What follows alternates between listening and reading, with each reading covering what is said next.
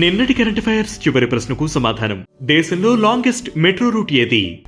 Delhi metro పరిధిలోని pink line దేశంలోనే longest metro route. Majlis park నుంచి ప్రారంభమై బొరారి వరకు సాగే ఈ మార్గం పొడవు 57.49 కిలోమీటర్ల మేర ఉంటుంది. మొత్తంగా 45 స్టేషన్స్ ఉండగా ఇందులో 38 స్టేషన్స్ నిర్వహణలో ఉన్నాయి. మరో 7 నిర్మాణ దశలో ఉన్నాయి. ఈ రూటులో పూర్తిగా ప్రయాణించడానికి 83 నిమిషాలు పడుతుంది. ఇక మొదటిది MGNREGA పేరును మార్చనున్న కేంద్రం. మహాత్మాగాంధీ జాతీయ గ్రామీణ ఉపాధి హామీ పథకం పేరును పూజ్య బాపు గ్రామీణ ఉపాధి హామీ పథకంగా మార్చేందుకు కేంద్రం నిర్ణయించింది. దీంతో పాటు ఉపాధి పని దినాల గడువును 100 రోజుల నుంచి 125 రోజులకు పెంచింది. 2005 ఆగస్టు 25న ప్రారంభమైన జాతీయ గ్రామీణ ఉపాధి హామీ పథకం పేరును 2009లో MGNREGA గా మార్చారు. ఇక రెండవది సెన్సస్ 2027 నిర్వహణకు కేంద్రం ఆమోదం.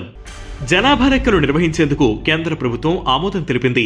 11,718.24 కోట్లతో దీనిని నిర్వహించనున్నారు.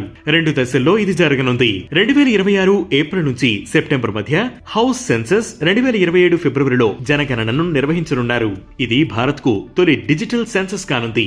ఇక మూడవది ఇన్సూరెన్స్ అమెండ్మెంట్ బిల్ కు కేంద్రం ఆమోదం. ఇన్సూరెన్స్ అమెండ్మెంట్ బిల్ 2025కు కేంద్రం ఆమోదం తెలిపింది. భారతీయ ఇన్సూరెన్స్ కంపెనీల్లో విదేశీ పెట్టుబడులకు 100% అనుమతించింది. దీనివల్ల సర్వీస్ క్వాలిటీతో పాటు ఇన్సూరెన్స్ మార్కెట్లో కాంపిటీషన్ పెరుగుతుందని కేంద్రం భావిస్తోంది. ఇన్సూరెన్స్ రంగంలో మొదట 26%గా FDI లిమిట్, ఆ తర్వాత 49%కి, 2021లో 74%కి పెరిగింది. తాజాగా ప్రభుత్వం దీనిని 100%కి పెంచింది. ఇక నాలుగవది రాయ్పూర్లో నేషనల్ ట్రాన్స్జెండర్ స్పోర్ట్స్ మీట్. క్రీడల్లోనూ సమానత్వాన్ని ప్రోత్సహించేలా ఛత్తీస్గఢ్లోని రాయ్పూర్లో నేషనల్ ట్రాన్స్జెండర్ స్పోర్ట్స్ మీట్ 2025 జరగనుంది. సమతాక మహోత్సవ్ పేరుతో ఈ నెల 19, 20 తేదీల్లో ఈ ఈవెంట్ ఉంటుంది.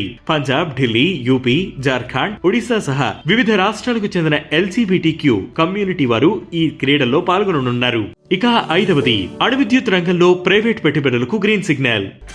శాంతి బిల్లుకు కేంద్ర కేబినెట్ ఆమోదం తెలిపింది. అటామిక్ ఎనర్జీ యాక్ట్ 1962ను ఈ sustainable harnessing and achievement of nuclear energy for transforming India భర్తీ చేయనుంది.